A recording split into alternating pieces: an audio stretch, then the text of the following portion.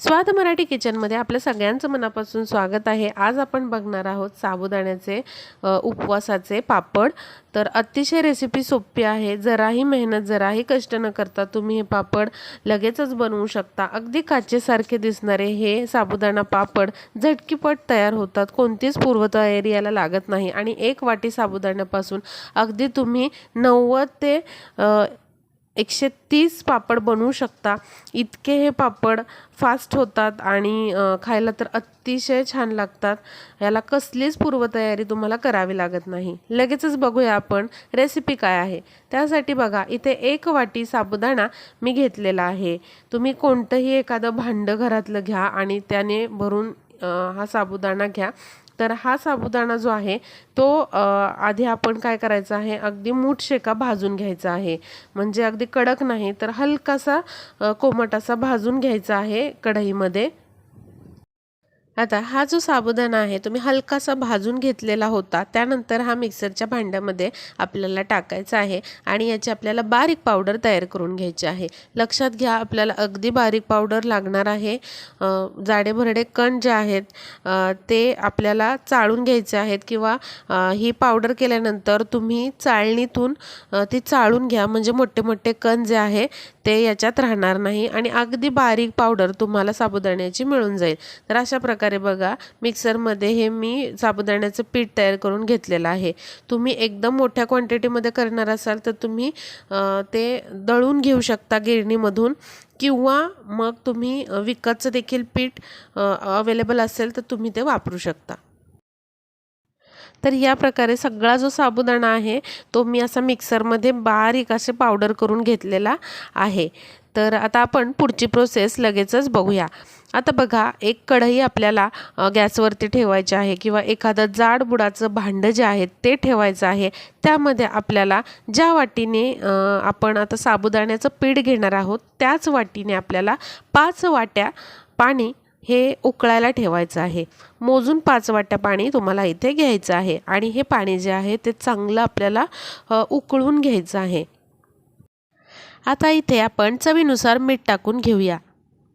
त्यानंतर बघा, हे जे साबुदाण्याचं पीठ आहे ते 1 वाटी भरून मी काढून घेतलेलं आहे। आता एका दुसऱ्या भांड्यामध्ये ते घेऊयात आणि 1 वाटी पिठासाठी आपल्याला इथे 4 वाटी पाणी घ्यायचं आहे। तर पहिली वाटी जेव्हा आपण पाण्याची भरून घेणार आहे तेव्हा ती आधी पिठामध्ये टाकून घ्यायची आणि काही गाठी वगैरे असतील तर त्या काढून घ्यायच्या। एकत्र सगळं पाणी टाकलं तर गुठळ्या आपल्याला काढताना थोडासा त्रास होऊ शकतो, त्याच्यामुळे 1 वाटी पाणी या पिठामध्ये टाकायचं आहे आणि सगळ्या गुठळ्या ज्या आहेत त्या काढून घ्यायच्या आहेत, म्हणजे आपल्याला गुठळ्या काढायला जास्त त्रास होत नाही।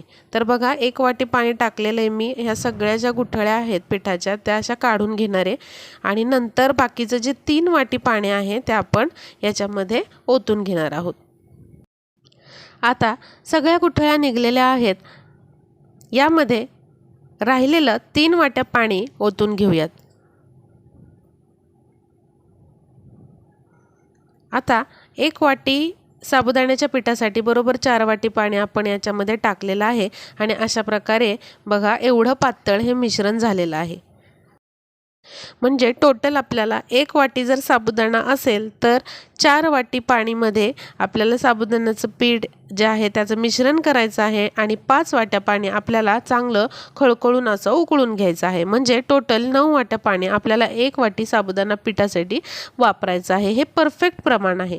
बघा, इथे आपण 5 वाट्या पाणी जे घेतलेलं ते चांगलं उकळलेलं आहे, त्याला चांगली उकळी फुटलेली आहे। आता हे तयार केलेलं साबुदाण्याचं जे मिश्रण आहे ते या पाण्यामध्ये आपण ओतून घेऊया। बघा, सगळ्या गाठी आपण आधीच काढून घेतल्यामुळे याच्यामध्ये अजिबात गाठी राहत नाही आणि हे पीठ करत असताना आपल्याला जराही त्रास होत नाही। आता आपल्याला हे जे पीठ आहे साबुदाण्याचं ते असं घट्टसर होईपर्यंत हे शिजवत राहायचं आहे। तुम्ही मध्यम गॅसवरती शिजवलं तरी चालेल, पण अगदी फास्ट गॅसवरती शिजवू नका, नंतर ते तळाला चिकटण्याची शक्यता असते, म्हणून जाड बुडाचं भांडं वापरायचं आहे। बघा, आता हे सतत ढवळत राहायचं आहे आपल्याला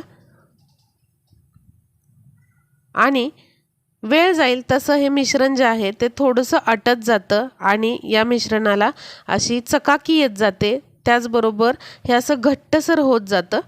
तेव्हा तुम्ही ओळखायचं की हे जे मिश्रण आहे ते पापड करायला अगदी तयार आहे।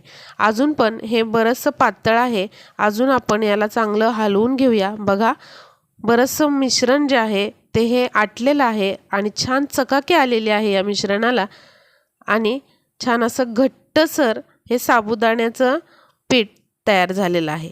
आता हे पापड घालण्यासाठी अगदी तयार आहे। आता असा प्लास्टिकचा कागद घ्यायचा आहे आणि त्यावरती आपल्याला हे पापड जे आहे ते पळीने घालून घ्यायचे आहेत। अगदी जाड घालून घेऊ नका, पातळच असे पसरवून घ्यायचे आहेत आपल्याला हे पापड, म्हणजे छान पापड असा मस्त कुरकुरीत होतो। तर सगळे पापड मी असे घालून घेतलेले आहेत। 1 वाटी साबुदाण्याच्या पिठामध्ये इथे 90 ते 120 130 एवढे देखील पापड होतात। जर साईज मोठी असेल तर 90 ते 100 होऊ शकतात, साईज छोटे असेल तर 90 पापड ते 120 पापड बनू शकतात। तर बघा, 4 तास गेल्यानंतर हे जे पापड आहे ते असे तुम्ही काढायचे आहेत, ते लगेचच सुटून येतात आणि दुसरी बाजू जी आहे ते आपल्याला चांगली अशी वाळण्यासाठी ठेवून द्यायची आहे। हे पापड तुम्ही फॅन खाली देखील वाळवू शकता। बघा, आता एक बाजू सुकलेली आहे, दुसरी बाजू मी पलटून घेतलेली आहे। छान असे हे पापड जे आहेत ते मी आधी घरातच वाळून घेतलेले आहे आणि अर्धा दिवस तुम्ही उन्हामध्ये ठेवले तरी चालतील। आणि बघा, अर्ध्या दिवसाचंच ऊन दिलेलं आहे याला मी। अगदी छान असे हे जे पापड आहेत ते आपले झालेले आहेत तयार, कडकडीत असे वाळलेले आहेत। बघा, अगदी काचेसारखे ट्रान्सपरंट दिसत आहे, अगदी माझा हात पण दिसत आहे यातून। खूप छान असे पातळ असे नाजूक पापड तयार झालेले आहेत साबुदाण्याचे। जराही कष्ट न घेता, जराही साबुदाणा न भिजवता आपण हे पापड अगदी झटकीपट तयार करून घेतलेले आहेत। गरम तेलामध्ये आता हे तळून घेऊया। बघा, पापड फुलतोय देखील, खूप छान मस्त असा हा पापड फुललेला आहे आणि इथे आपले साबुदाण्याचे पळी पापड तयार झालेले आहेत। तर अशा पद्धतीने नक्कीच पापड तुम्ही बनवून बघा, खूप सोपी रेसिपी आहे। काहीच याला तामझाम नाही आहे, काहीच याला पूर्वतयारी करावी लागत नाही। अगदी सुंदर असे मस्त कुरकुरीत पापड बनवून तयार होतात। त्याचबरोबर रेसिपी आवडली असेल तर रेसिपीला लाईक करा आणि जास्तीत जास्त आपल्या मैत्रिणींना शेअर करा, म्हणजे त्यांना देखील ही रेसिपी कळेल। तर भेटूया पुढच्या व्हिडिओमध्ये अशाच एका छान रेसिपी बरोबर। तोपर्यंत बघत रहा स्वाद मराठी किचन।